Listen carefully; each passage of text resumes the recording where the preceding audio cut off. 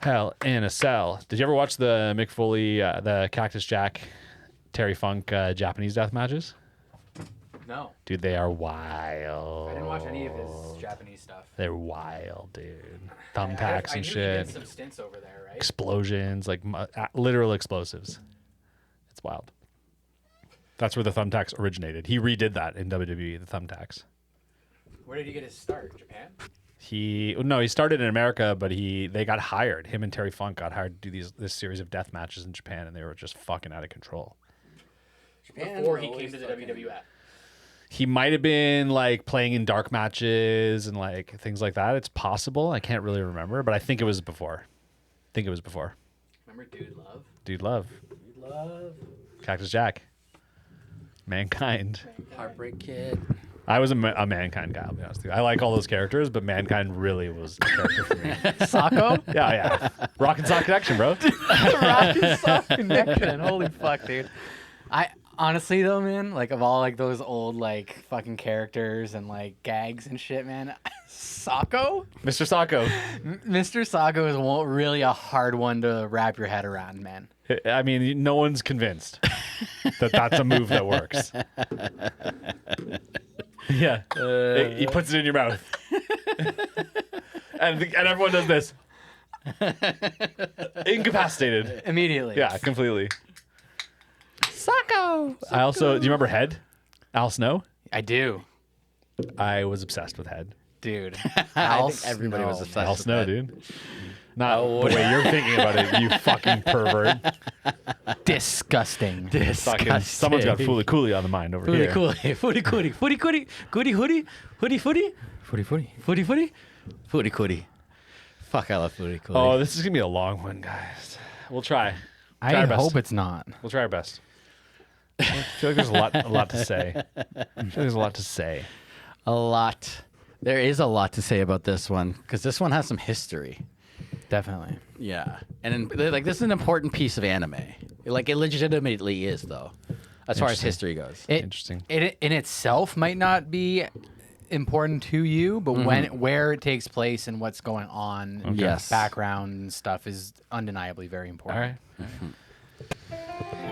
Yeah, I'm ready whenever you guys are. We'll find out. Footy cootie. Head.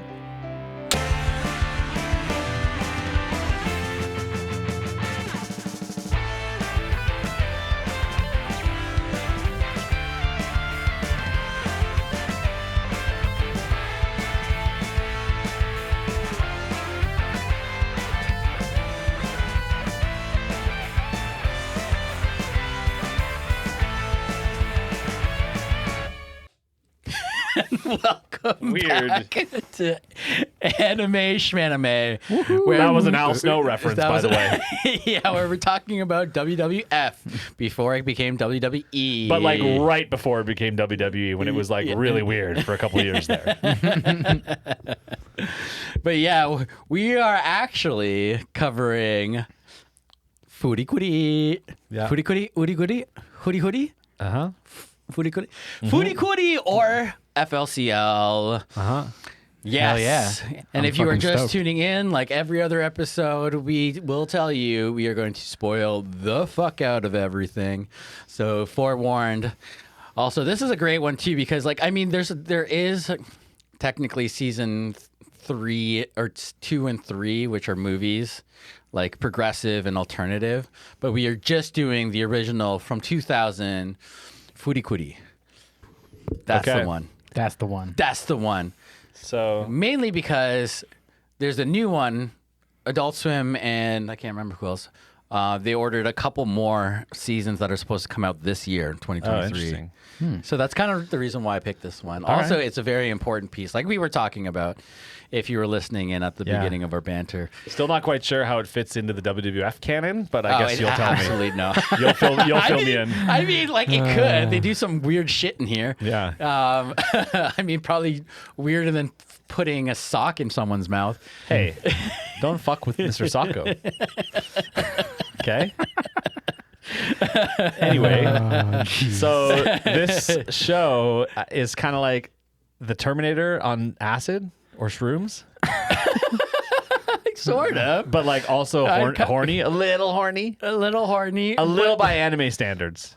No, a little. How is this horny by anime standards? I This said etchy. a little horny by anime standards. Oh, a little horny by anime It's a wee standards. horny by anime Yeah, standards. because I can fucking tell you a lot of other horny it's a lot shit. horny by like Western animation. Okay, standards. fine. Yes. Yeah. Yes, but I will say though, this is one of like when this first came out, it really was. It pushed the envelope.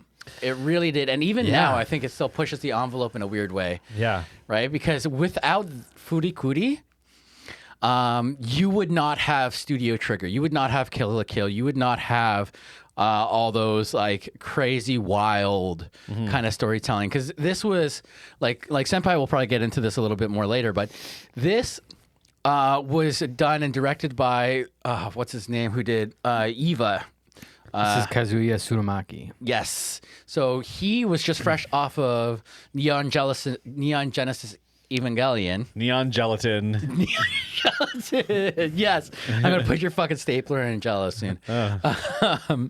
But yeah, so you can definitely see some similarities there. And also the studio that did this, not Production IG, but what was it? It was Gainax. Gainax, yes. So the guys in Gainax was the one who eventually started Studio Trigger. Okay. So that's where you see a lot of that influence in here. I see it, man. I see it. I had definitely the absurdity. It's one of the most absurd fucking shows I've ever seen in my life. Absolutely. And in all honesty, I like the absurdity. Yeah. The premise is so odd, Yeah. and I didn't hate that. What I didn't like, and this is going to be very funny coming off of the last episode, is the amount of fucking plot holes that just they didn't even try. Yeah. I'm aware it was never the intention. Yeah. But like, glad. they're glaring and they hurt me a little bit. I'll be honest with you. Action was fucking amazing. Cinematography was fucking wild, Yes. just wild, and animation also wild. Mm-hmm. The horniness was a little unsavory. I think it's Yeah. fine. Nah, I don't think it was fine, and that's the problem. Like, Well, I mean, like if you, because we're gonna eventually do Eva, right? But like it in Evangelion, like there's some of them definitely translate. Like we did this in our fucking Toxic Couples episode where we had a shout out to Misato or fuck, I can't speak.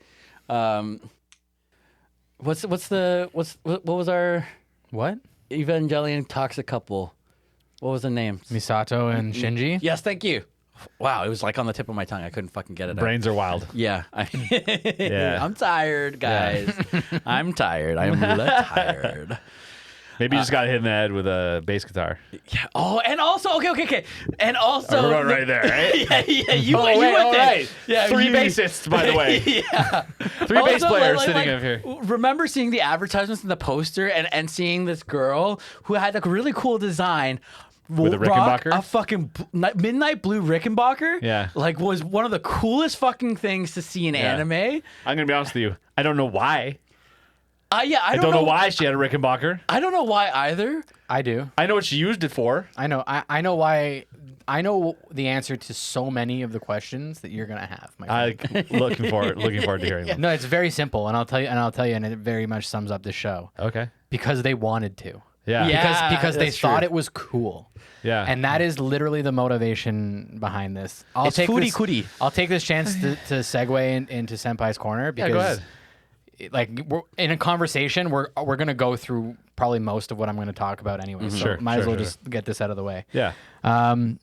But yeah, Mikey kind of already went over the kind of major connections within the anime industry. But basically, Neon Genesis Evangelion obviously was this huge phenomenon in the 90s, and it was very, very intense anime, very intense, incredibly dark, religious, doom and gloom, end of the world, apocalyptic kind of vibes on Evangelion, and not Sounds only like Mikey's jam. It totally is. but not only that, like the way the original series ended was incredibly messy. Yeah, that's the also very the true. main creator went through a major mental breakdown and that put obviously tremendous stress on the staff that was making the show.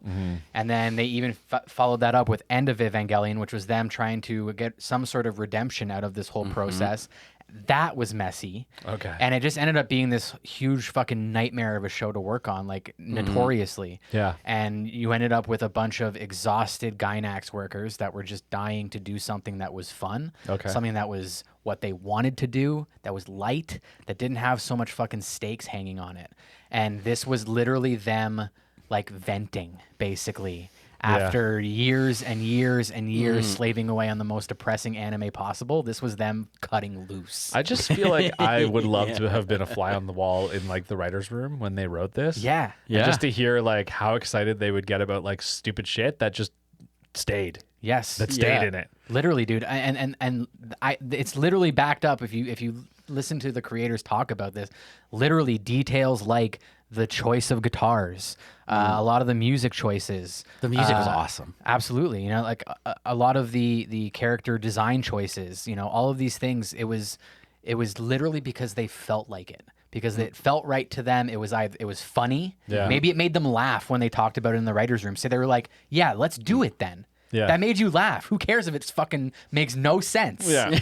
We're gonna do it. A lot of it makes no sense. So it was like an exercise in like, you know, in therapy for these creators, right? Yeah. And then like those guys continue basically down this line and in this lane of really experimental animation, really absurd kind of stuff, and then that leads them into Gurren Lagann, and then Kill la Kill, and then after, on the heels of Gurren Lagann, which we're obviously going to do, we've talked about it a million times. That was where Studio Trigger was born out of, off the success of Gurren. Okay. And that's when you get into the stuff that we've covered from Trigger. Interesting. But so Fuck, I love Trigger. the roots are all here, and Yeah. you can obviously see it through and through. Sure. That being said, the person who directed Fooly Cooly, he's not the guy who started Trigger. That was a different guy, but they were all out of Gynax. Okay. And they were all working on these. They were all in this room, is what you're saying. Yeah, they were all working on these post-EVA projects, big time. I say EVA, the show, not your Not my daughter. child. Yeah. Okay. Thank you. That does fuck you up every time one of you guys says that. Post-EVA, it's the era we live in. What? It's the era we live in. Yeah. No. Very much during Eva right now. But like Eva's been born, so now it's Yeah. like post, like Oh, I see. Yeah, Eva's yeah, birth. Yeah. Yeah. Yeah. I get you. Yeah. All right.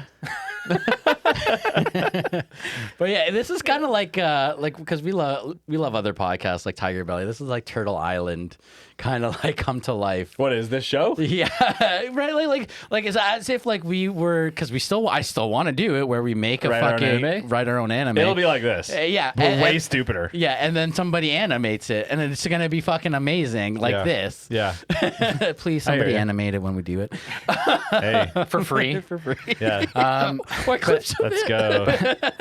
So, Fooly Cooly, or Foodie Cootie, pronounced in English as Fooly Cooly, is an original video animation OVA anime series created and directed by Kazuya Tsurumaki, written by Yoji Inokido, and produced by the FLCL Production Committee, which consisted of Gynax, Production IG, and King Records. FLCL is a story following Naota Nandaba, a 12-year-old boy whose suburban life is disturbed by the arrival of the mysterious Haruko Haruhara. The 6-episode series was released in Japan from April 2000 to March 2001, alongside a manga and novel adaptation. 2 additional seasons were aired in 2016 and 2018, and then there's 2 more that are still to come. Yeah, grunge and well, something else. The 2 sequels were Fully Coolly Progressive and Alternative, and now we're into grunge and shoegaze. Yes.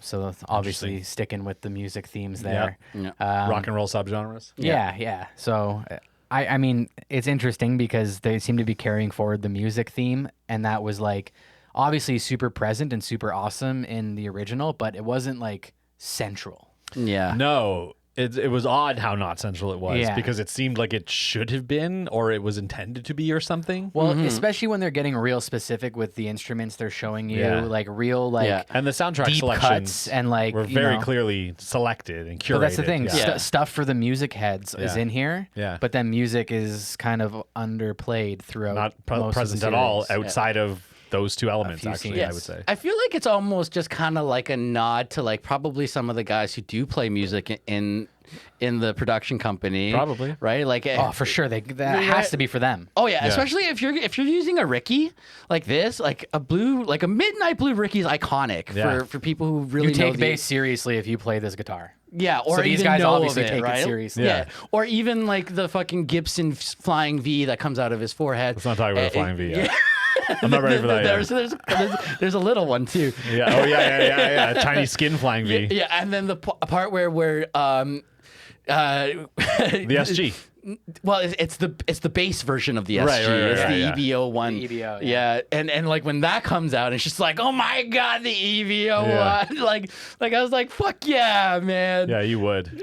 Yeah, and it's just like to me, it's like it's not really.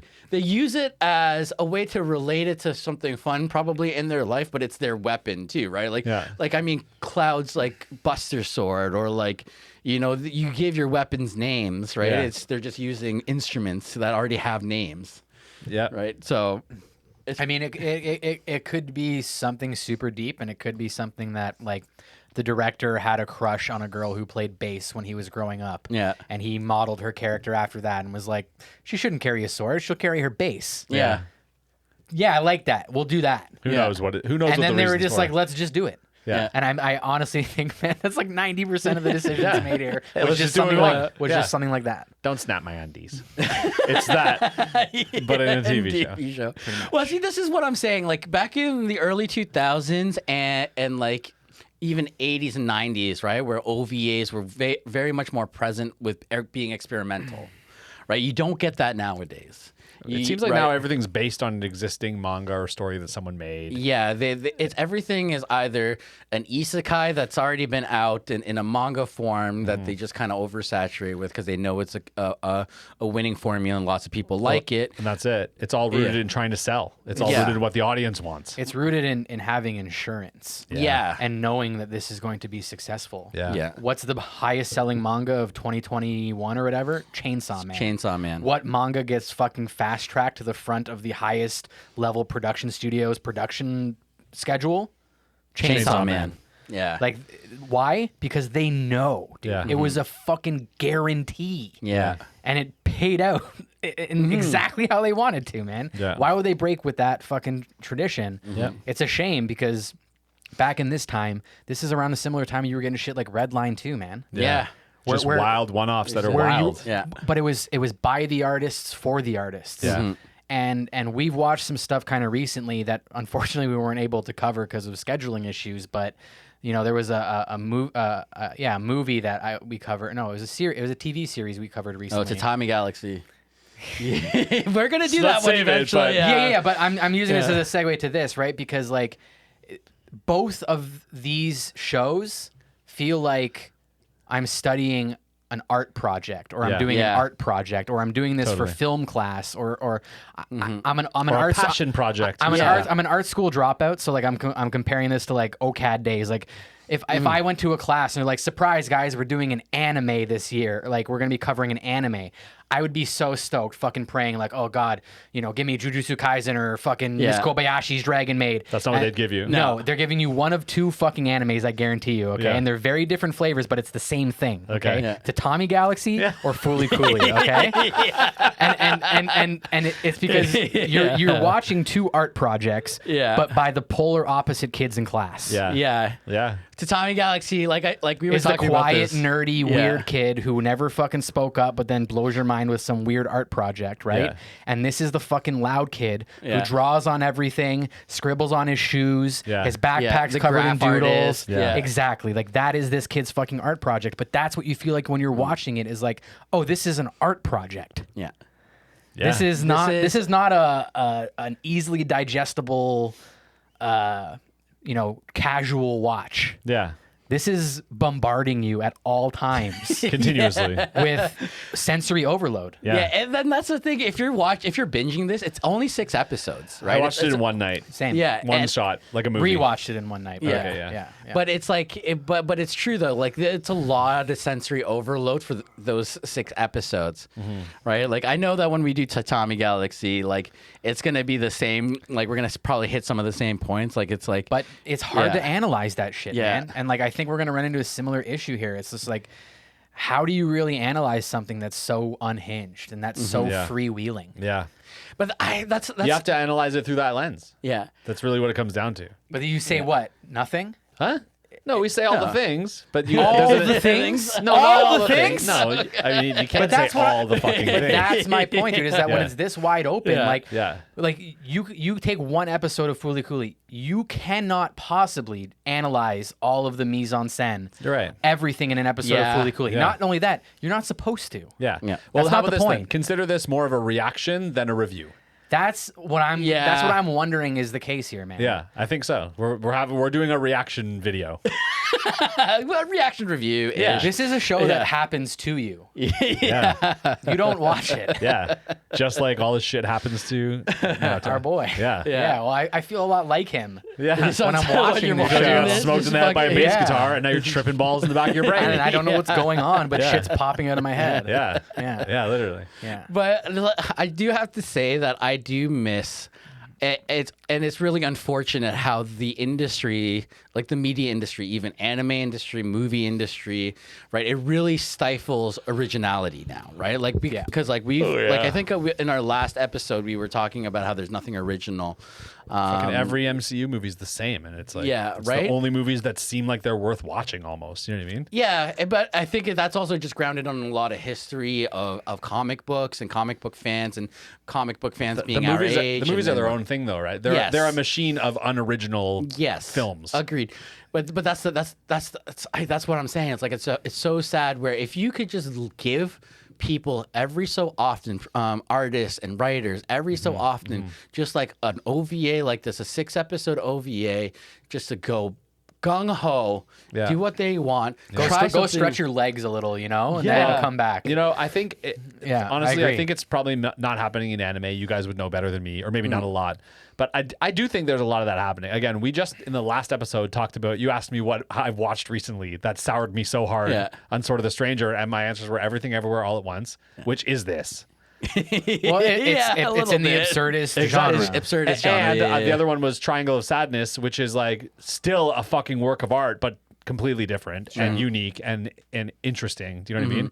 So that is out there, but you're right that it's not the main thing. Yes. It's not it doesn't rise to the top. And it when hasn't it's made been anymore. The fact Yeah. that you're seeing that stuff out there now, you naming some recent movies, Yeah. that's in response Yeah. to the utter lack of that for the last fucking 15 to 20 years. Yeah. Yeah. And It those has things to break at some point. those things are blowing people's fucking minds Yeah. because they haven't seen them in so long. Yeah. Yeah, they're how, creating how waves. refreshing was Everything Everywhere All at Once? Oh, Man? it Like was you just amazing. It was an experience. It that- happened to me. again, Yes. exactly. Yeah. Totally happens to you. And I love it. I've seen it several times now. It's just as good every time, and Yeah. I just weep, man, every time. It's like Raccoonie just all day, fucking- bro. Raccoonie, man. Fucking Juju Tabaki, you know? yeah, I mean, I know we're not actually reviewing everything all at once or whatever. It's poignant, though. It is so poignant, Yeah. right? And I think they also did a really good job in casting too for that movie. Where it's the same with this, right? When you're doing character design and casting a character design, Yeah. in things that really kind of bring out the forefront of these individual characters. And we talked about this in other podcasts, how important it is to really design any anime to not look like other anime, right? Because Yeah. there is a formula that a lot of people will fall into. Yeah, in this situation, I do feel like they were designing their characters a lot like another anime, Evangelion. Well, there's a couple characters like I know we're gonna get into those Yeah, ones. yeah. But I also feel like it's in their personality a little bit. I don't think it's yeah. I think if I were to sum up what you're saying, I've never seen Evangelion, but to me, Yeah. they all seemed like regular looking characters, but they were all absurd in their own ways. Yeah. So they were all little archetypes, but like twisted, tenderly strange, odd versions of those archetypes. Yeah. That's anime, man. Not all anime. A lot of No. them are just very much like, You're right. here's the guy you expect to But see. it's definitely a certain type of anime, and like Yeah. this is self-referential, and Yeah. this is self-aware, and it knows what type of anime it is. Super Yeah. meta. Yeah, and I mean, you end up with these Unbelievably meta. Yeah. you end up with these two cute female characters with short pink hair, which is like, I mean, how many anime female protagonists do we have that are cute girls with pink hair? I mean, A we bunch also, in a row recently. This is also Yeah. before like you had the Kirito from SAO like clones that you would get everywhere now. No, at that time Yeah. it was Shinji clones, and this Yeah, is another yeah. one of those. It's a little Shinji clone, yeah, a little bit. Yeah, but, totally. But that makes sense because considering we had the dude from Eva Yeah. coming off of this and the guys coming off of Eva, Yeah. right? Yeah. And one of his But- classmates looks like Misato, and like, Yeah.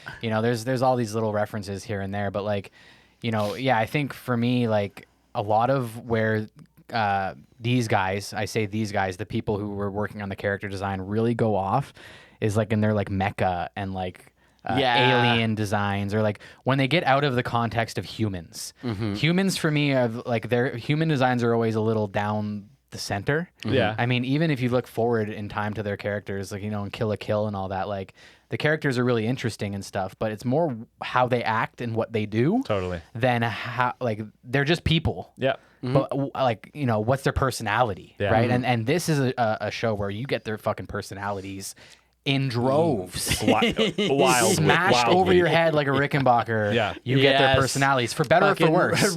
like a fucking Yeah. rev string on the back. Yeah, and Just you get it might going. you might not like what you get. Maybe. I Fucking loved I it. actually think there are several characters in this show that are incredibly unlikable. One of the main characters in particular, I actually can't stand her. Oh, wow. Interesting. Really? Yeah. Interesting. This one? Yes. I found her hard to swallow. I'll tell you that much as well, too. She exhausts There me, were a dude. lot of well, I guess we're like jumping ahead, but like, yeah, there were a lot of moments where I was like, you ruined that scene. Yeah. You know what I mean? Sure. Yeah. Yeah, I do. I understand where it's like it is over the top and that's what it's going for, but it's almost like it wants to. It takes you there, but then once you're there, you're satisfied and happy. And then all of a sudden, it takes you even further that you didn't expect to go, and then you're just so shocked by Yeah. it. I do also find I think they did a good job not overusing her in the show. Like, Yeah. she was an imposing presence when she was around, but she wasn't like completely all encompassing in every scene. Sometimes you didn't see her for a while, and she would show up when you expected her to. Right? Anyways. Well, I'm glad it was a 6-episode OVA because it was. I mean, if they kept like, even if it was a 12 episode, it would have gone and drawn out to be kind of like Monster of the Weeky or Mecha of the Weeky, right? Because I could see that. I don't know how you draw this out and keep that level of intensity without losing people. yeah, Me specifically. It would have. The only way would have been to make it the latter half, the latter sixth half, or the latter core would have been like them in space. It would, but then we're just getting into Gurren Lagann, right? Like, I don't know. yeah. Well, fuck, we really need to do that one. Yeah. Yeah.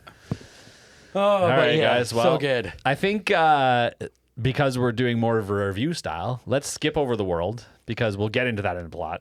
Yes. I mean, you know what I mean? Yeah, that's Yeah. fine because the world is it's like just It's a wild. fucking crazy. It is a weird world. And it all lays itself out as the plot unfolds. Yeah. You know what I mean? It's just Japan with a fucking like 1950s iron, like for like a shirt iron. Sure. Yeah, That's pretty just much. been like put And down. reasons, but like, Yeah. yeah, we'll get to that. Yeah. We should, I know we did already, but we should spend some time talking about the art because Yes. like, first of all, it is its own style, but then also there's like, it like, 5 different styles happening. It pops in and out of a million different styles. Like every now and then it pops into an art style where you're like, what? Where? What? That completely different out of nowhere. Wildness. Sometimes at one point there's like an entire scene or 2 scenes that are literally a manga. manga. yeah. panels. Yeah. And like the manga's moving around. That Yeah. when like he finds out that she's gonna be the new housekeeper. Yeah. What's her name again? Fuck. Haruha. Hadua, yeah. So she becomes the new housekeeper, and then that's all this crazy manga like panels, but then they go into one another, Yeah. and it's animated. That's wild. Yeah. There's like some weird slow-mo scenes, and they do this Yeah. thing, not just in the slow-mo scenes, but the manga scene as well, where they're like in a super meta way, like a character will describe it. Yeah. You know what I mean? Like in the slow-mo scenes, it cuts away and she's like, yeah, the slow-mo scenes are really hard. And the guy's like, wait, that's not animated? That's you actually doing that? And then it cuts back to the scene as if that never happened. Like it's a joke. Like they're laughing at me, a viewer. You know what I mean? Yeah. The manga scene does it as well. Dude, at one point, there's a scene where they're South Park for a second. Yes, I was wondering Dude, if I fucking died. that dude. Of course I'm going to notice that. Yeah. Well, I mean, think about it, man. This came out in 2000. Yeah. Right? Like South Park was huge back then. Yeah. Right? Like it was one of the biggest, like even the movie back then was wild. huge. Yeah. Right? So I'm not surprised that it's there cuz again, this is also a product of its Sure. time, right? Like Yeah. obviously you wouldn't see South Park references in movies now. No. You even see like when our boy little like Shinji 2.0 is like looks like Kenny like in the regular world where he has his hood up and it's squeezed across. That I didn't notice, but Yeah. cool. What that did for me though is like seeing a South Park reference in this show made me assume there were like a million others I didn't catch. I just assumed there's a ton of those going on that I'm not catching.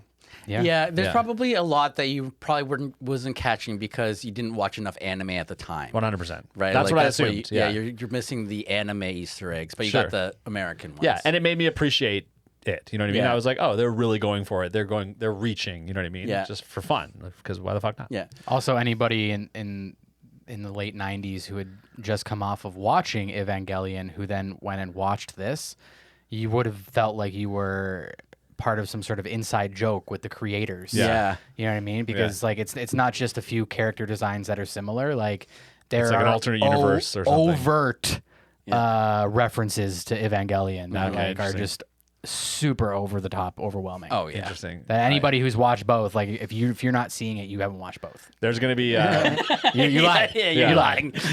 You're lied. lying. Sack I'm of not even shit. trying to lie. There's no. I didn't know any of that. Yeah. But what's going to be funny is we're going to do the Evangelion episode one day, and I'll be like, oh, they're doing the Fooly Cooly thing. Yeah. And Yeah, and yeah, you're This is gonna kind hate, of giving me like Fooly Cooly vibes. yeah, you're gonna hate me for it. I can't wait. Yeah. No, Can't wait. this is like this is Yeah. an anime for for artists as Yeah. well. You know, like Yep. this anime was actually recommended to me by a friend of mine who's a comic book artist, and like I remember he sat me down and he's just like I respect the fuck out of this, like, and I respect the fuck out of him as an artist. Yeah. So for him to get so much inspiration and so much joy out of watching this, like, Yep. I just went in with the highest reverence for it, and I wasn't let down. I mean, there are full blown like animation sequences where I'm just like, oh, like this is for the animation nerds. Yeah, Like they're not doing this for like your average person to enjoy this sequence. They're doing this to be like, check out what we're doing here. Yeah. Everybody else in the industry, look at us. Yeah. Yes. You know what I mean? Yeah. Isn't this crazy? Aren't we nuts? Like, shouldn't this, Yeah. shouldn't this be how it is all the time? Yeah. And it feels like they're making those statements with the art style and the art choices in this sometimes. Yeah. And I just love that like renegade, like Fuck rebel you, yeah. attitude that they have. It's like very, very punk rock. yeah. Yeah. I kind of Yes. feel like. I mean, fucking Rickenbackers are punk rock. Exactly. Yeah. I kind of feel like I think even the creators of this would say it shouldn't be like this all the time, but like, shouldn't we be able to do this if we want to? Yes. Yes. You know what I mean? And they did. So Yeah. fucking respect. Yeah. Well, and we've talked about this like even before we had this podcast, how a lot of this stuff, because we also really liked Wizard and the Bruiser, Yeah. like that podcast, and we every time we figured out the formula to making good shit was to disregard what the producers wanted and do your own thing, take the risk, and you either are going to fail or it's going to be a fucking hit, and more times out or not, it's a huge hit because It's find the person with the vision, execute the fucking vision. yeah, That's it. yeah, You know what I mean? Well, yeah, but like it's like get out from underneath, the things that are kind of confining you and, Yeah. and restraining you, right? And like Mikey said, yeah, like so many of these major success stories for video game creators, cartoon creators, movie creators, it was when they finally got out of the monotony of doing other people's projects. They went out on their own, took all the risk, all the responsibility on themselves, and just went for it with as much passion as they could. And that's when it fucking took off for them. 100%. And it was never going to take off for them until they got out from under that fucking, Yeah. storm cloud or whatever the fuck you want to call it. Yeah.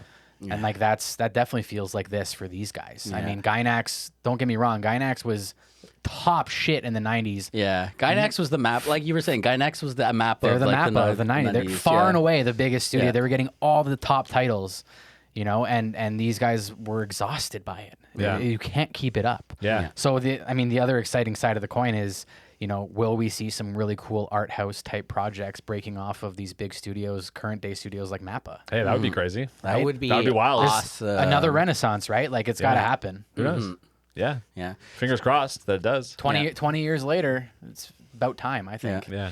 And I know we're still kind of on art. I really wish some of the art styles and like motions, like especially when they do like weird, like cool 360 visions, Yeah, right? those are Like cool. the wraparounds. I wish they still did more of that in anime now. You know, like it, because if you watch this now, it's still just as crazy and just as wild, and animation keeps up with anything that's out there and still does really cool things that you don't see in anime now, like that, but you could still integrate some of those visual keyframes into anime now and really lift it, but they don't. Well, Yeah. I think they try to, but they're using different technology now to do it. Yeah. They're hand animating these 360 turns every frame, every shot. It's beautiful. It's gorgeous. It makes it, you know, mind blowing. Nowadays, they want a 360 shot. They'll just render the scene in 3D, do a 360 camera motion. It moves way too smooth, way too fast. It feels strange and uncanny because it's going at like 60 frames per second, like a computer can do. And then they try and pass that off as like the same thing. Yeah. And it's not. Yeah, It doesn't feel the exactly. same. It doesn't have the same imperfections or the same style. You It's know, too it's- polished. It doesn't have the same soul. Exactly. It doesn't have the soul. That's You what don't it see is. the person in it. You don't Yeah. see the human hand in it. Whereas in Fooly Cooly, you see the human hand Yeah. in every fucking frame. You see every stroke of that artist's pencil. You know what I mean? They don't hide it. Yeah. It's part of it. What Yeah. makes it so good. So fucking You see a human hand, you see a giant robot hand. yeah, you see a lot of dicks. A lot of phallic symbols. Yeah. No, there's one where like he actually turns into a dick. The dude's But- face. Yeah, where it stretches out and it just Yeah. becomes like there's this big vein on Yeah, it. that's in my notes. I saw it. Yeah. Another example, literally the example of something where they were like, how funny would it be? Let's make his chin go up and turn into a cock for a second. And they were like, you know, like, they're like that yeah, let's would do be that it. would be funny. yeah. Yeah. And it was. Yeah. Yeah. All right. Let's I want to let you guys keep talking about art, but we can't. Yeah, Why not? that's So fine. shut the fuck up. That's fine. Let's keep going. You know what? I have one more thing about art Yeah. is when you artistically press the button. Oh, you press the button and like and subscribe. I have one more thing about art, by the way. Nice. That wasn't one of my best, but Hey, I liked it. yeah. Please like and subscribe wherever you get your podcast. Leave a comment. Yeah. And tell a friend. Yeah. Because that's how people get to know us. Don't give Mikey a hard time. He's trying his best. He's trying really hard. All right, let's talk about music. I'm sure there's a lot of information about music. I'm sure a lot of these songs were like actual bands, maybe Yeah. well-known songs. I don't know. One I found it. specific band was actually a big part of this. Well, my note about music is that okay, it's a very clearly curated kind of indie rock soundtrack. None of it was really like my style of music. I can tell that they cared. I can tell that they picked music they liked. Nothing I would listen to personally. All the theme songs are by the Japanese rock band The Pillows. Yes, that's all right. The Respect to the Pillows. Pillows. Yeah. And again, as mentioned before, a little odd that in a show where guitars and music are so randomly important that they don't lean further into music as a theme, but also, you know, this is one of those things we view through the lens of it's just them doing whatever the fuck they want, and that's that. They're doing it for style. Yeah, it. style. But even the songs that they do pick and this band, like it's not just indie rock. It's like a lot of it is very punk influenced, right? That's Yeah, I'll give you that. yeah, Like right. a mild punk, indie rock, alternative rock. Garage. Yeah. Garage, yeah, a little Sure. garage. But like, but it totally fits the bill for this. Having a Sure. garage band, Yeah. right? Like do this Yeah. soundtrack and having some of those really driving punk riffs in Sure. certain areas. There were moments even where there was a moment specifically they're like on the bridge and it's kind of like a melancholy vibe and there's like a full-on Pixies rip-off riff in the background and I'm like, oh, I've seen this scene in a movie before. And this was the exact song playing in that other movie as well too. You know what I mean? Like someone was really thinking when they laid it all out, right? Yeah, That's yeah. all I can say about that. Okay, let's talk about characters before we do our best to blast through the fucking roller coaster of a plot of this show. So let's talk about Nauta, Nauta, who's like the main character. What was his name? Tiktakin or Takun? It's weird because Yeah. she calls him that because she thinks he's that. Yeah. He's like, I'm not that. And then everyone starts calling him that, Yeah. which is bizarre, but everything about this show is. So Well, is it really bizarre? Because we kind of do that to each other sometimes, where we start giving each other nicknames, and then Yeah. everybody starts using It's it, true. and then it just sticks. yeah, it's true. You're right. You're right. It was weird that no one mentioned it after the first episode. It just started catching on. Anyway, so he's kind of like a loner. He's hanging out a lot with his brother's girlfriend. Yeah. And then he ends up with this odd power where robots come out of his head when horniness occurs around him, Yeah. basically. Basically. Well, yeah, Which sucks because he's kind of trapped in this like love triangle that may be a square that includes two like kind of sexual women and his horny as fuck dad. So horny shit's happening around him all the time. Yeah. I will say it's not like it doesn't feel like exclusively horny. No. Like it's obviously definitely that, but Yeah. also just I think any sort of feelings of jealousy, uncomfortability, Yeah. Okay. just feeling Awkward, angst. Sure. feeling maybe a little out of control. That makes sense. That's what Oh yeah, that happens. makes more sense. And that obviously still encompasses Yeah. horny. Yeah. Oh yeah. There are a yeah. couple of big horny moments. Absolutely. Where Well- a giant robot pops out of his head. Yeah. Well, I Yeah. mean, like one of the first scenes is older brother's ex leaves a hickey on him. Yeah. She's rubbing Right. up on him. Mamimi. Yeah. Yeah. Yeah. Mamimi. Mamimi. Yeah. Yeah. Mamimi fucking. I'm gonna leave a little mark on you. Yeah. Right. Like She's weird. she's. We'll totally talk about her weird. in a minute, but there's lots to say about her too. Another thing about Nauta before we move on, and again, like I don't think I'm supposed to care because we're putting everything through the lens of just the bizarreness of the show, but like had a hard time finding like real growth in this character. I know things happened to him, but it seemed like the whole show he was just like dragged along by an otherworldly lunatic, and like he just kind of in the end ends up right back where he started. Nothing really changes for him. I disagree completely, man. He has so the first maybe 4 episodes he's constantly reluctant, but he also starts understanding and realizing that he actually loves Harime and Haruko. Oh, Haruko. Haruko, yeah. Why did I say Harime? Anyway, Haruko. Yeah. And then after that, he's just like, fuck. You know what? I do love you. I miss you. You know what? I want to be free too, and I want to be free with you. See, I think he like kind of falls in lust with these characters that like assert themselves in his life because he can't get away from them, and he's just like kind of like thrown into this universe with them, but it doesn't really change him. In the end, he just ends up the same kid. When they leave and he's all alone again, he's just back to where he was before. Well, yeah, but at the same time, he's also had that life experience that's probably, they even say he's kind of cooler at the end, right? Like he's a He little does bit like more, hang out with those kids. All Yeah. right. I don't know. Like the big thing for me was like he seemed a little, I don't want to say cowardly, but like a little bit, like out of his element. Reluctant, I'd say. Yeah, just throughout most of the series, like you said, he's just kind of being dragged through most of this. Shit's just happening to him. Yeah. Like the big change for that I saw in him came in the baseball episode. Yeah. You know, his reluctance to swing the bat at the beginning of the episode. You know, they play it off, as kind of a nothing thing, but I think it really encapsulates so much of his character and the hangups he has towards his older brother Yeah. and his feelings of being alone and scared. Yeah. And then he overcomes that at the end of the episode in a massive way by actually swinging his guitar. Yeah. And from that point on, I think he's a very different character. Okay. I think he's kind of turned a page there. Yeah. How he's his long he own takes to person get now. there, Yeah. and how one note he is up until the baseball episode, which Yeah. I think is episode 4 Yeah. of 6. Something like that. It Yeah. happens late, Yeah. and maybe up till then I agree with you, but I Yeah. definitely think there's at least one massive moment of growth Sure. in that baseball episode. And to Mikey's point, he does try to step out of his shell and profess his love to both these girls at different times. I just don't think that's character growth. I think that's just him just doing a thing because he thinks it's what he needs to do. Yeah. Either way, I don't think we're supposed to care. No. about anything in this show, you're aside from how bizarre it is. Yeah, this is a fucking roller coaster ride with VR effects and a like sensory overload. Yeah. That you're just supposed to do. Totally.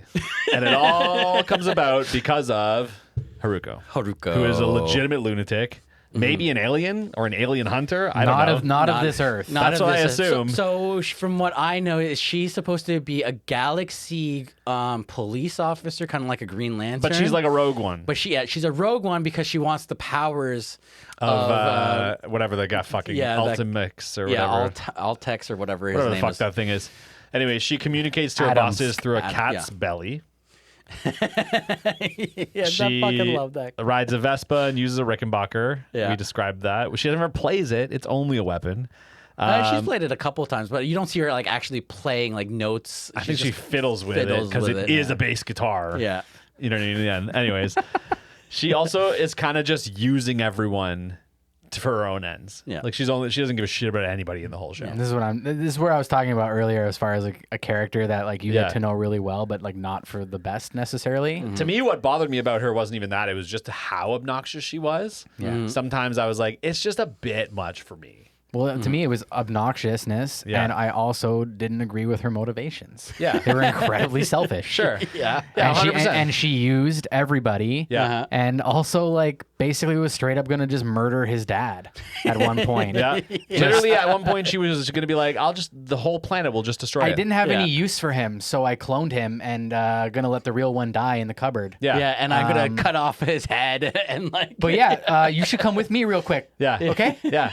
And he's like, yeah, I guess. Yeah, I guess. And I'm just sitting there like, no, Yeah. fuck you, Yeah.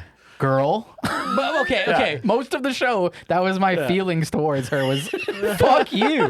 But the She did kind of fuck everything up. Sorry, go ahead, Everything. Mikey. The tone of the show at the beginning, there was a piece there where they talk about, or they say narratively, like, you know, we're in this town and it's a normal town and nothing strange ever happens. Yeah. And to me, when they said that and he just goes along with this shit, it's because he's fucking bored. And he's That's like, part of it. let's see what happens. 'cause He's it's also entertaining. troubled. His brother's off in the big city living this big life, and now Yeah. all of a sudden something's happening to him. Yeah. You know what I mean? There's a lot of reasons why a kid might go along with it. Also, it's like attention. You know what I mean? From a getting it female. who's older and Yeah. like giving him hickeys and Yeah. like, you know, like probably all sorts of weird feelings are happening. Did you notice that scene also? This thing I noticed going way back to art too, and like I'm always hung up on cinematography. The camera angles always strike me for some reason when they're talking about it being a boring city. And they're under the bridge before she rides up on her Rickenbacker and smacks him with the bass. You're looking at them from binoculars from a distance. It's fucking her looking at them from way the fuck out there. Yeah. I didn't realize that till after it happened. I was like, wait a minute. Sick. That was cool.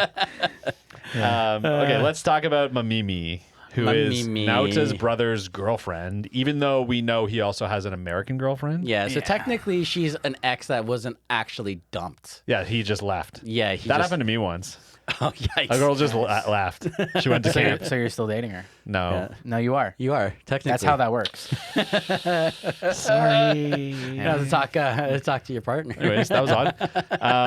Mamimi is fully forcing herself on her boyfriend's younger brother, Yes. which is problematic. Oh, yeah. Yeah, super ugly. Super- It's nasty, really weird. And gross he's even behavior. like, why are you doing that? Stop. And she's like, if I don't, I'm going to explode. Yeah.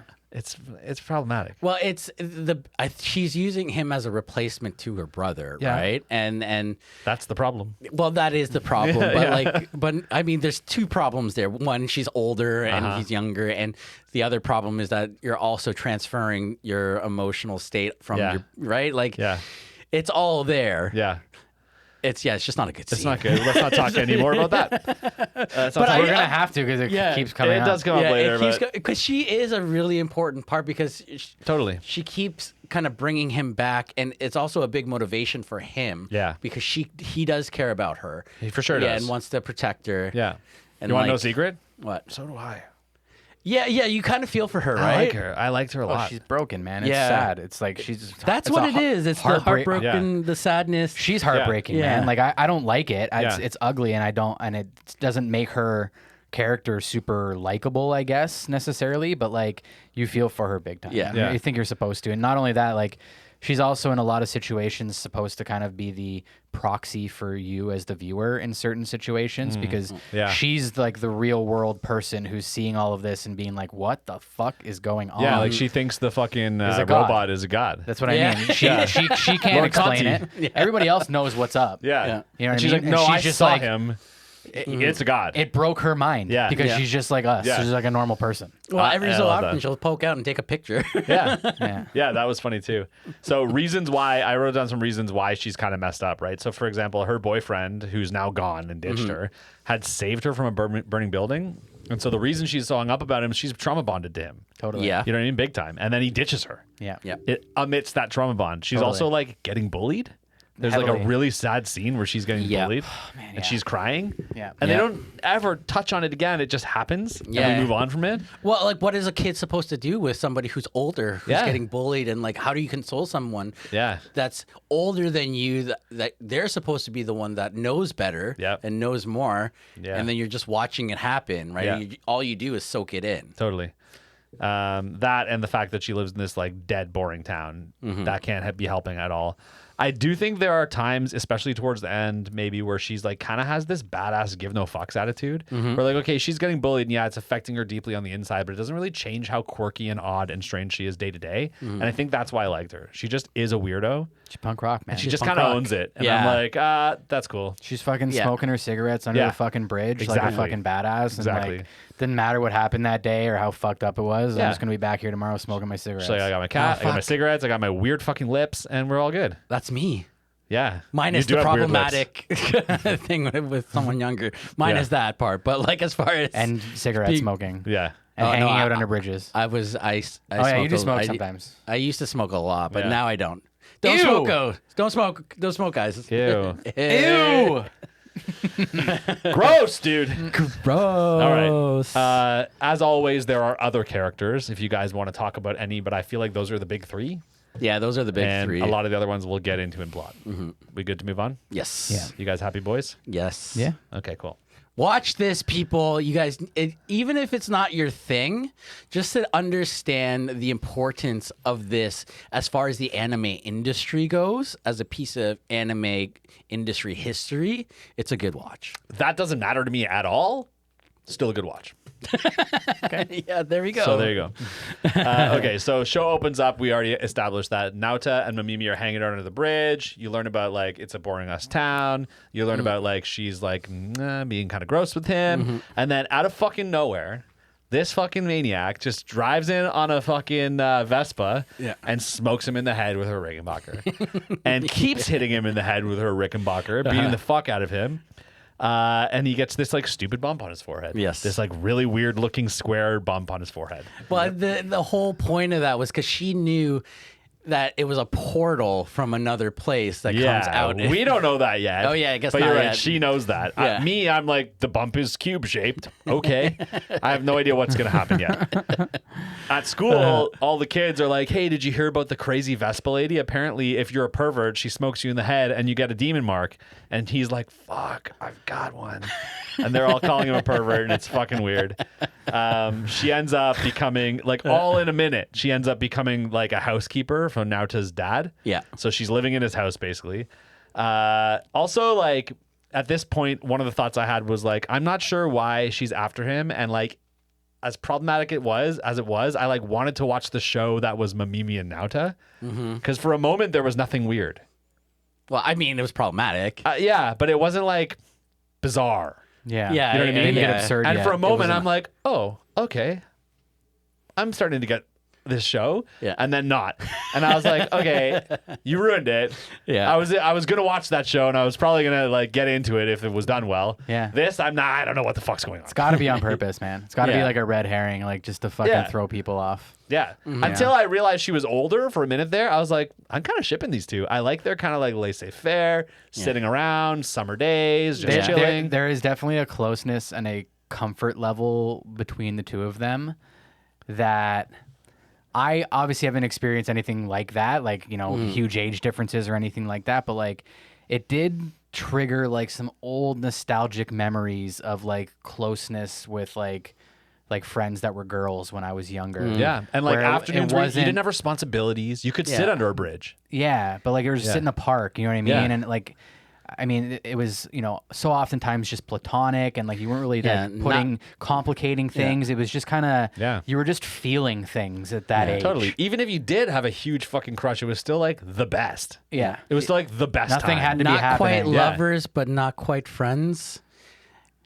Yeah. That's also an anime title, like or something like that. I yeah, can't yeah, remember. Yeah, no, it's but it's true. it sums it up. Yeah. And there's something, yeah, you're right. There's something shippable about that.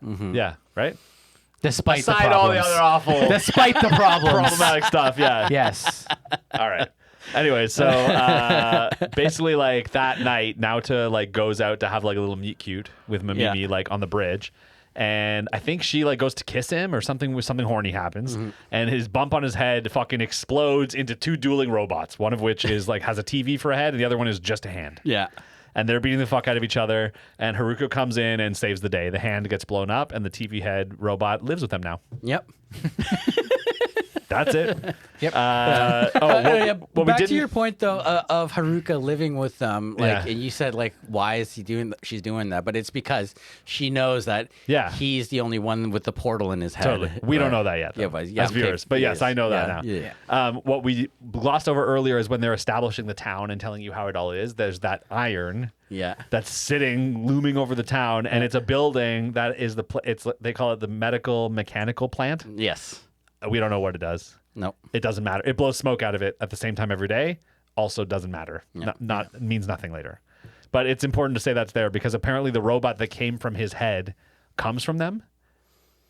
It's a medical mechanical robot. Yeah. Yeah. And that's kind of important later Yes. in a weird way that also isn't important. Exactly. Yeah. Okay, so there's Naota finds Mamimi performing some weird fire ritual in the ruins of the school she was saved in. Oh, that was such a funny scene. That is a funny scene, dude. That's also where she saw the robot and thinks it's a god. Yeah. And it's also where we get the backstory of her and what happened to her. Yeah, with She her was- brother. Exactly. Yeah. She kisses the robot, and another robot once again bursts out of Naota's head. Yes. Because it's fucking weird. And then once again, immediately, every time a robot busts out of his head, Haruko's just there and in action. And in this scene, Naota actually like dives and saves Mamimi. And it's like kind of a nice moment where you're like, oh, okay. He likes her. And then Conti, who is the TV head robot, eats him.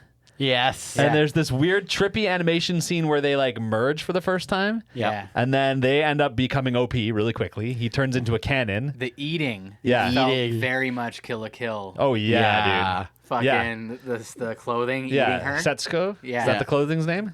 I think so. Something like that. Oh no, Sentaku or something like that. But yeah. Anyways, it eats her Yeah. too, and she's like, "Get off of me!" And it's like, "No, I gotta have it." I know, but like Yeah. the big teeth Yeah. open up Yeah. and Yeah. crush him in. I'm just like, oh man, this Totally. is, I love it. Yeah. Yeah, I it was great. Precursor. So It good. also turns into a cannon, and with Haruko's help, they destroy the other robot, and then he gets like jizzed out of it. no. He falls out of its crotch, but there's like a gooey, white liquid. He gets literally shat out. Yeah. It's not supposed to be gooey white. It's supposed to be like gooey brown. It wasn't Gooey brown, it was white. Yeah, it was gooey brown. Either and way, and it he was gross. like curls up like Yeah. the fucking shit emoji. Did you like that? Yeah, it was fucking hilarious. like a soft serve poo. Yeah. He gets shit out of a robot. He's a robot shit. Anyways, weird. Okay, so there's this Puss in Boots episode where this time instead of a weird bump on his head, he gets ears, which I Yeah. guess they're just like, okay. Yeah, and Wait, this and is, same. I'm like, Yeah. okay. Neko girl, Neko cute girl. cat ear thing. Yeah. It's so anime. yeah, it's so Japan. It's just the way Yeah. it Neko is. culture, man. All right. Yeah. I like but it. that's also when you finally meet the girl who actually really likes him. Nina That's Mori. his- Yeah, And her dad's the mayor, and he's in some scandal, Yeah. which doesn't really matter, but it's part of it. And she's obviously a Misato clone from Evangelion. Yeah. For anybody who knows, you Okay. take one look at her and you'd be Yeah. like, oh yeah, okay. And so she likes Naota, and she's super jealous of both Mamimi and Haruko immediately.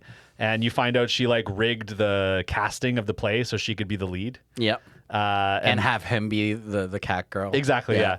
And then they're like talking. I think they're like fighting about it or having some stupid conversation in the street. And Haruko ends up like riding up in her Vespa and smashing Naoto in the face. And he goes flying into her Yeah. and bumps her in the head. And immediately she's like, I feel sick. Yeah. And then like right after that scene, she comes over for dinner. She's at their house.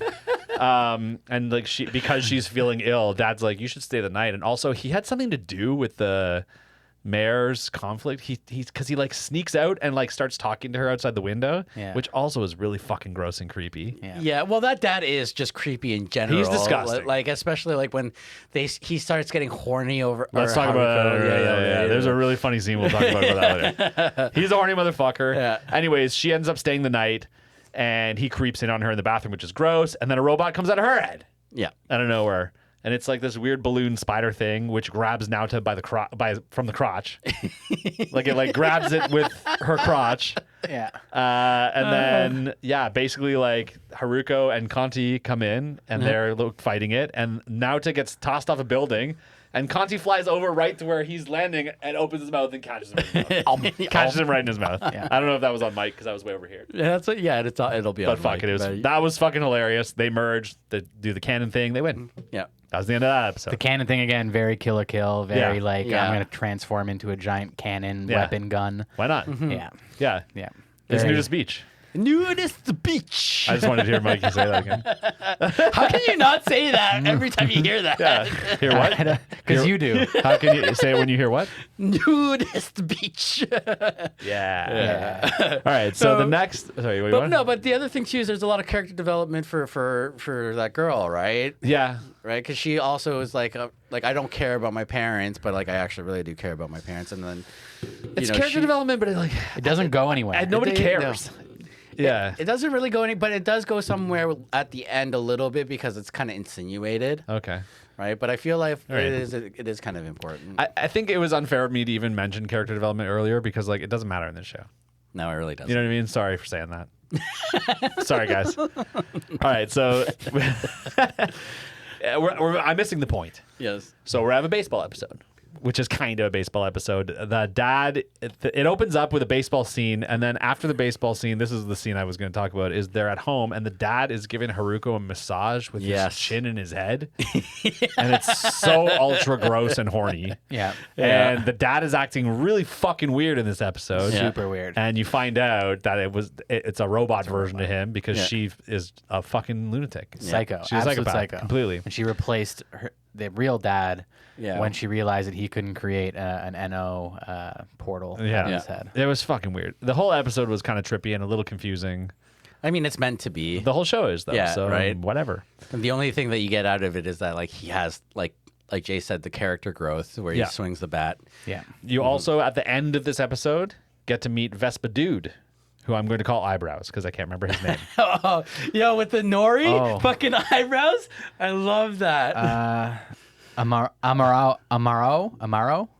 I'm just going to keep calling him Eyebrows. Amaro. Okay. I think it's Yeah, Amaro. he's got the fucking So seaweed eyebrows. he has this like cryptic conversation with Nauta because he knows Haruko somehow, and he gives Nauta basically some cryptic advice that's kind of like a warning, like, "Hey, watch out for her. Don't mess with older ladies. Yeah. She's bad news. Yeah. Oh, also we find out there's like a spaceship heading to Earth now. It has a bomb on board, and I'm like, from where? Why? Yeah, it Doesn't was like matter. a satellite. And Eyebrows and his army, because he's got an army or something, some command center, they want to enlist Haruko to stop the bomb, despite knowing that she's planning to infiltrate their operation and medical mechanica or whatever. We don't know why. Doesn't matter. But he's like, she's trouble, but she'll do it. She'll stop the bomb.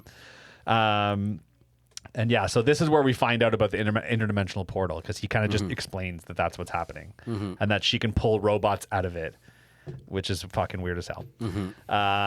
We also find She's out looking for a specific robot. that's right. She's looking for a specific robot. You're right. So she agrees to the deal to stop the bomb, and she pulls then the flying V out of Nauta's head Yo, so and good. hands it to him, which was not part of Eyebrows' plan, right? Yeah. And I think it's just her fucking around. Yeah, Because the bomb isn't her concern. She literally doesn't give a fuck. No, but She's like, I do wonder what think- would happen. I do think a big part of her really does care about Takun, and getting him to be more like courageous and more himself is a big part of it. Because he like once he does make the swing, then she comes in and be like, yes, you fucking did it. Let's go. Yeah, she helps him. He can't Yeah. do it on his own, but you're right. She is like, yeah, you fucking did it. Yeah. Let's fucking go. And they smoke the bomb out of there. Yeah. I think she's just having fun. That's what I think. I think Yeah. she's just curious. I think it's fun for her to help people sometimes. You know what I mean? Or like to jump in there and smash this thing into space. It's like it's fun for her. Yeah. She happens to be helping him along. Yeah. I just think she does so much in the late game that I'm just like, she was never a team player ever. She was truly only out there for her fucking self. You fucking hate her, eh? I just didn't like her. I every time I've watched this show, I just watched it. I'm just like, Ugh. you're not supposed to like her, right? Yeah. And I'm sitting there, I'm just her. but like, why though? You know what I mean? Like, I don't understand. Like, what is the redeeming quality of her? Okay. Is it a fear boner, Mikey? No, Is it's it not. a fear boner? It's not a fear boner with this one. It's like she's just such an interesting character, and I've seen this in a couple other animes too, or even like characters who hold on to that duality of, you know, I'm doing what I want to fucking do, but at the same time, it's fun to do shitty shit, and then also fun to do good shit. Like, I like, you know, in moments where I'm going to go and I'm going to be a person that's going to help this, you know, person out, and it's going to be great, and they're going to view me as this, but then I'm going to go over and I'm going to kick this guy's ass, like, and be shitty to this person because I think they deserve it, right? Is like, it Manic Pixie Dream Girl? Ooh. Maybe A little bit? a little bit, A little bit, maybe, yeah. yeah. I don't think know. I don't think it matters if she does nice things if her motivations are entirely self-serving. She's just generally like mischievous. She's just generally I think that's what I like about it. I like mischievous things. all right. Like- You're down to cause some shit with her. You're down to be like, yeah, let's fuck shit up. I don't give a fuck But about that's the thing. people Like, either. you can be mischievous without ruining other people's lives. Yeah. Yeah. She ruins everybody's life. She doesn't care if she does. No, yeah. Yeah, that's true. That's true. I do care if like, That's I would like ruin such an someone's life. unlikable quality, I Yeah. think, in a character. Weirdly, though, in the end, she does kind of end up making everyone's life better. In the end. Yeah, but again, it wasn't. She didn't do It it on wasn't. purpose. Yeah, it wasn't through her. Yeah, that was a actions byproduct. directly. It was a Yeah. byproduct of her leaving. Disappearing. Yeah. Yeah. Being gone now. Everyone could breathe. Oh, Yeah. wow, That nightmare's my life. over. Yeah. Holy fuck. I should probably do something with my life. Yeah. All right. That was Let's fucked up. get back to it. Okay, so episode 5 was very fucking confusing. At first, the dad is creeping on her, Haruko, after Naota catches her talking to the cat wearing almost nothing. And she starts fucking like molesting him. Yeah. And the dad's watching and it's gross. And he says something gross to her and she like hits him in the face with her vaginal spring loaded boxing glove. Yeah. Which is like, Awesome. okay, Yeah. awesome. Awesome. And So- then- it's so fucking Looney Tunes. This whole episode, dude, because the whole rest of the episode was some weird, like, wild battle fight scene with everyone, and everyone has guns, Yeah. and the dad's dressed like Hitler, and I have no idea what the fuck is going on Okay, or why would it's this- happening. So- Would it make sense to know that this episode was directed by the guy who directed Kill la Kill? yeah, it the does. guy? Yeah. Yeah. Yeah, it does make sense. Yeah. This episode made no sense to me, dude. So, Yeah. so, so I don't know why It's did we the get in most that Kill la scenario? Kill Why did we get episode, in in my that scenario though? I missed it or something. So the reason why they get into the gunfight Yeah. is because Haruka is like she's kind of being fought after, right? So it's dad against son, Okay. right? Being like, okay, we're gonna have a gunfight, and whoever wins gets Haruka. Ew. Yeah, but like it's not really like Yeah. kind of And then I pointed guess out that everyone way. else joins teams. Yeah, Because Eyebrows is in there and his like lieutenant is involved and like Yeah. everyone's fucking involved. It's just a stupid, Yeah. Yeah. airsoft fucking tournament episode. It was weird, yeah. Yeah. It was It's like a fucking strange. baseball episode or a beach Yeah. episode, but Yeah. it's airsoft for this one. Anyways, I don't think it lasts the whole episode because No, it was the eventually very like, beginning. we're back into real life and Naota's like kind of friends or like schoolmates are hanging out and they basically explain to him that they understand. They're like, oh, so I guess like you're the commander of all the robots, and he's like, yeah, I kind of am. yeah. And he's like all proud of himself, and that's when he realizes that like they're like kind of like fooly-coolying, I guess, Yeah. a little bit. Yeah, and that's when the fooly-cooly. dude's face turns into a giant cock. Yeah. Which is fucking weird. And the fucking horniness that's all ramped up between him and Naota in this episode makes Mamimi and Ninamori like ultra jealous. Yeah. They're both like kind of freaking out. And Naota ends up with like an odd confidence after his friends are impressed by him. He ends up like dragging Mamimi away and like professing his love for her. And she's like basically telling him like, no, I know you love her. And he's like, no, I love you. And it's kind of weird. And he tries to kiss her, and then a huge robot comes out of his head. Classic. And Classic. this huge robot, by the way, is also a mob boss. Yes. right? Pretty much. Yeah. Yep.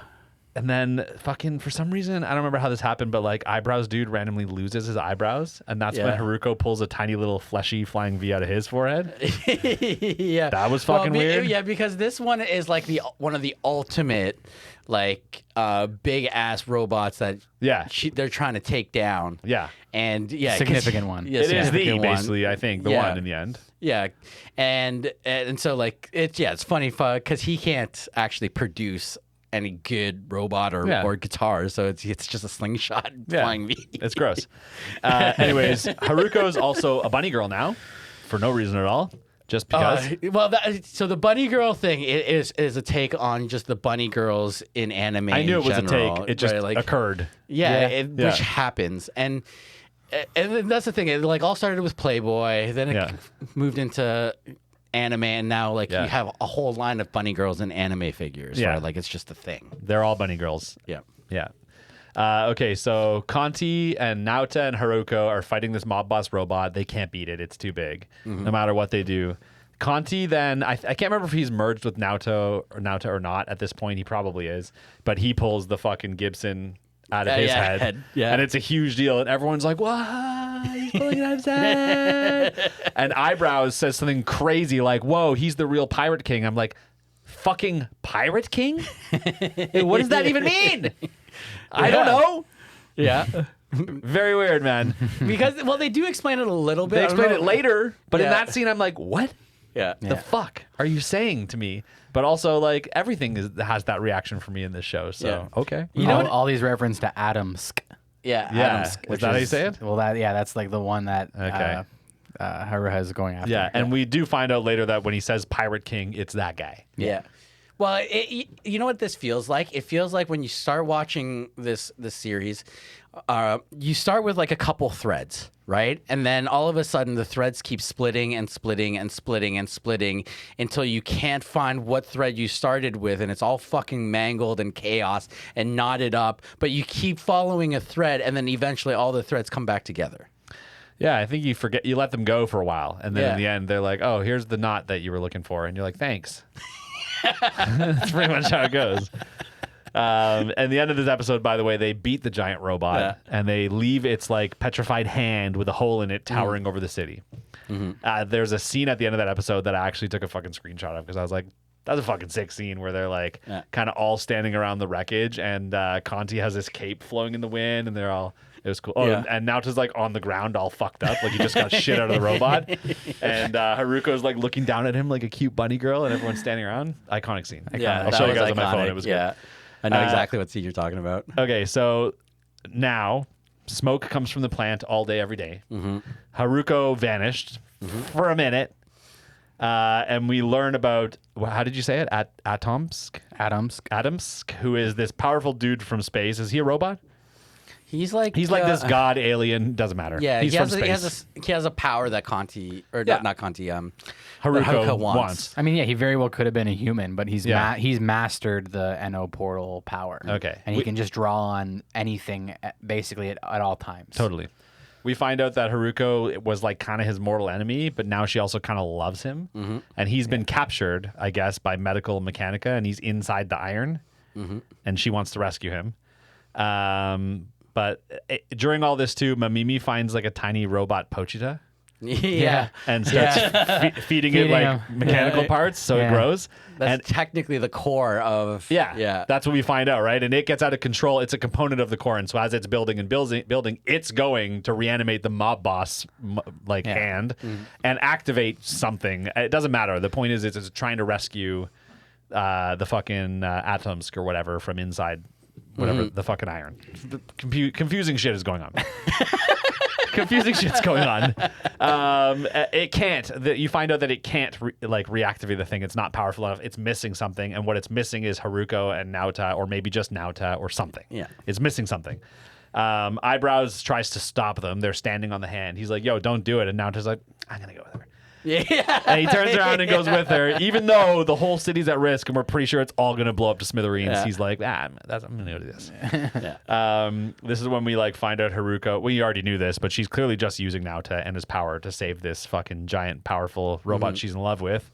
But this is also where this is where now it just like shows how, he's kind of become a confident person, right? And he knows kind of what he's going to be doing, and like having been like eaten by, machines like over and over again. And I actually kind of think he's taken over by the power. I think the power of Atomsk or whatever is driving him more so than him. Because he kind of looks zombie-ish in all of this. He's not really his own normal self. He's just kind of going along with whatever Haruko says. I think he's under some sort of spell. Could be wrong. Does he have Atomsk at this point? He has some sort of power because remember him and fucking Conti pull the Gibson out of his head, and that's when everyone's like, "Oh, he's the real pirate king." So I think they realize he does have the power. He has some sort of immense power. He definitely has power, but like he doesn't become Atomsk's host until later. Okay, you're right, and we're actually almost there. So yeah. I just think at this point he's self-assured for the first time in the entire story. He's finally knows what he wants to do. He's just confident in doing it. Well, he's stupid as fuck. Then he's making a dumb decision. Absolutely. Yeah. He's confident in making dumb decisions. Yeah, but at least he's making a fucking decision. All right, sure, fair enough. He's not just not swinging the bat. You're right. Yeah. You're right. Okay, so we find out what medical mechanica is doing, though we have no fucking idea why or why any of it matters. But apparently there's irons all over the universe on various worlds, and they're literally just smoothing out worlds with literal irons. And that's it.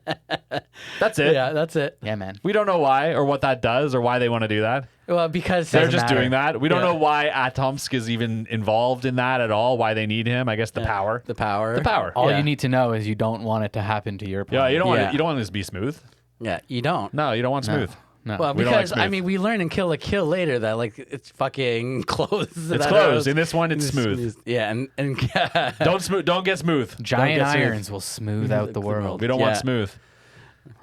But yeah, like oh my god, and the iron that they decide to use, like it being like one of those 50 style irons. It's an iron that like you don't plug in. You just put it on top of the fire. Yeah, And then later on you use it with a glove because it's hot.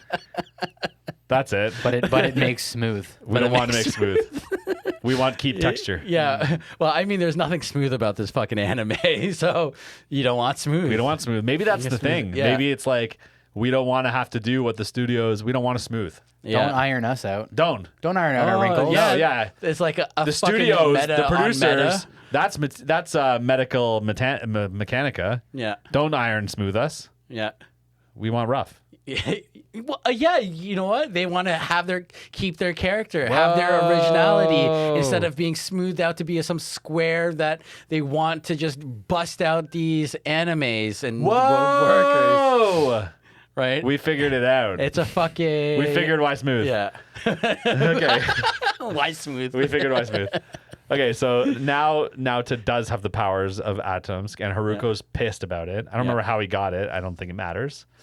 Well, he was merged with Kanti at the time, and that was kind of what allowed him to do it because Atomsk needed a host, right? And I think he pulled it out or something, right? Well, he crawls out of Kanti's screen, and he's full blown flame on. He's a mode. flamey bird. Yeah, and he becomes a bird. He's dual wielding fucking guitars. Yeah, it's bizarre, dude. Yeah. He goes intense. It's pretty sick. She's not happy it about was it. fucking sick, it was, man. I mean, it was crazy. Yeah. It was bonkers. Yeah. Yeah, but in a great way. I mean, in a lot of ways. He turns into a giant bird. He tells her he loves her. And at this moment, I'm like, is it him or is this Atomsk telling her that he loves her? I don't know. Maybe both. I feel like it is him the whole time because he's become self-assured. Yeah. And, he's in control. He knows what he's doing. He's finally able to go toe-to-toe with people. Yeah. Right? And like... There's such a cute scene when he zooms up to her and stops and he's like, Daisuke. and he's gone. Yeah. It was just like it was just so good. Yeah, I was like, good for you, man. Yeah. About fucking time you fucking Kind of put her in her place for a second. or gave them a taste of their own fucking medicine. Yeah. This poor manipulated boy by these girls this whole show finally puts the moves on them. Yeah. Hey, I by the love way, it, you're not in control for 1 second. Yeah. Just get over it. Yeah. And then he, correct me if I'm wrong, but he like picks up the giant iron and then drops it. And that's it. It's destroyed. He wins. That's it. Yeah. At the end, there's like an epilogue where they describe what happened afterwards. And so Atomsk is gone now, and Haruko has also left. Naota is like just kind of normal now. No more robots or random celestial powers, except for one robot that lives in his house still. Yeah. Mamimi also leaves because there's really nothing for her there except for an inappropriate relationship with her ex-boyfriend's brother. She also realizes I think she wants to be a photographer. So she does. like, And so she I'm goes gonna to go do follow that. her dreams. And honestly, fuck yeah. Yeah. Happy ending for her. Absolutely. Yeah. And then at the very end, Nauta finds the Rickenbacker, and it's just in his room now. Yep. And the very final scene is the one string being just plucked. Bung. Yeah. Bung. Yeah. I don't know what that means. I think it's to show that Haruko isn't really gone. She's Yeah. lingering, you know what I mean? Yeah. Or she's like hanging out influence is or she's yeah. hanging out between dimensions, you know what I mean? Or There's a she's, sense of her essence wherever the Rickenbacker Yeah. is, no there. matter what. She's Yes. connected to it. Because she's gone chasing after Adams. 'Cause she took the Yeah. fused, the VEB Yeah. combination. Yeah. Because Adams fully manifests and fucking explodes off into space. Yeah. And she goes chasing after him. Yeah. Which is like crazy, like leaving open to like anher wild show. Yeah. Yeah. Of just her chasing after him. Totally. You know, Also, planet it was to a planet. Yeah. double neck SG. Okay. There you Yeah. go. There you go. It was a double neck SG. Nice. But you also have, like we said, with Naoto kind of having a bit more confidence at the end there, and he's actually like drinking the can of whatever. He can't drink the sour ones, though. But he still can't drink the sour ones. But he's still like Neither can I, though. They give me heartburn now. Yeah. But he's hanging out with those people as friends, not Yeah. just like in the schoolyard. Like they're his Yes. buddies now. He's part of a crew a little bit, Yeah. right? Yep. Which is what a fucking boy needs, man. He doesn't Yeah. need an older girl molesting him under a bridge. That boredom he's been plagued with is going to disappear real fast now that he has a couple friends. Yeah, for sure. Yeah. And one of them's into him, and like honestly, they'll probably hook up. Yeah. Well, and that's the whole thing is almost finding. It was his weird, tumultuous way of finding a place to belong and having self-confidence. And what a weird, tumultuous way it was. Let's be honest. Yep. Those are two very like downgraded words to describe what occurred to him. Yeah. It was a little weird and tumultuous. Yeah. Just fucking, Yeah. Rocky. Rocky. You know, not preferable. yeah. It was just an acid trip. It's complicated. Yeah. Yeah. all right. And that's the fucking end. That's the fucking end. Yeah. What do you give it, Jordy? It's a hard one to score, man. And in the end, remember that none of my scores fucking matter. I really did enjoy the show. Yeah. I'm gonna just throw a 7 out of 10. Okay, nice. Yeah, I'll take that. Yeah. I absolutely loved the absurdity of it because in the same way that Kill la Kill's absurdity worked, because it was intentional and obvious. Yeah. And while being heavy-handed, that also was intentional and obvious, and it was like all fun. You know what I mean? It wasn't nothing about it took itself seriously, and so therefore the absurdity was okay because they were never trying not to be absurd. Yeah. Exactly. So I appreciated that. I do have a hard time with plot holes, and there were a fucking fuck ton of them. And like, again, Kill la Kill is a show like this without that many plot holes, and so you know what I mean. I appreciate that show a little more. The horniness was a little unnecessary. No kidding. That bothered me a little bit. It tracks. Otherwise, action was fantastic. The variety of animation was impressive. And that's it, man. Killer. Yeah. I mean, I'm actually really happy with your score. There you go. Yeah. I've been pissing you off a lot lately. I needed to win with you, buddy. I needed to win. Yeah, fair enough. Yeah. What about you, Jay? I almost feel like it's not fair to give this only like one score, just because like I feel like I need to give it like the art school score, Yeah. and then just like the casual anime enjoyer score. Give it a Mikey Lee. Because I think give it they're 2 scores. I just think it's entirely different. Like I think if I was actually to like really study this, like really study it from like an art or animation perspective, it's like a 9.5. Like Yeah, it's just it's up there. fucking stellar. And like I said, just the freeness of the artists is palpable, and it's so refreshing to experience. So definitely, I feel like if any artists out there have hit a recent block or just need something to shake up their brain a little bit, this is such a fucking good watch for that. Something in here is going to trigger something in you. Totally. There's so much. But then as a casual anime enjoyer, 7.5, I would say. Oh, really? Yeah. I'd give it a 7.5. Okay. I'll take both of those scores. Oh, why, thank you, kind sir. Thank you, gracious lord of the scores. I only give it 7.5 is still high because I still think it's a fun watch. I would still recommend it to most people, but I do think that like you're gonna have to recontextualize and rearrange how you think about shows to really enjoy this one. Yeah. It's going to test you. You can't just throw this on and go in Thinking you're going to get a straightforward story. you're going to be Yeah. horribly disappointed if you go in thinking this is like a regular narrative. Yeah. It's not. Yeah. It's going to fuck with your brain. So Yeah. as long as you go in ready for that, you're going to have a blast. Yeah. Yeah. Hell yeah. How about you, Mikey? Actually, what was the Mal score on this? I want I your love how score you ask first. for the Mal score before you give your score. No, I'm not going to give it to you. I would like to know your score first. Fine. I give this an 8.5. Okay. It's solid 8.5 because I give it an. Well, we don't give 10s. Yeah. So I give it an 8 for complete enjoyability and another 0.5 for the effect of how like important this is on the industry and how it kind of influence what came after. Right on. Right. And also just the fact that it's like there's still some scenes in here. Like we were talking about it before, where the 360 and having that kind of feel that's not so polished, that really has a bit more soul, like, or just other scenes that I would really love to see back in anime now. Yeah. You know, that would be really nice. But There's I some mean, stuff, not to get back and fucking talk about it again, but like in the first scene where she's beating the fuck out of him with a guitar, I'm like, I hate this. Like the way he was looking when she was beating the fuck out of him. I'm like, he's all stretched and wonky looking, but like you get used to that because it's unpolished, right? Yeah. Yeah. But it's not. I'm not even talking about the wackiness of it. Yeah. I'm talking about the actual camera movement and okay. cinematography Yeah. that they're Yeah. using. Yeah. Like just even.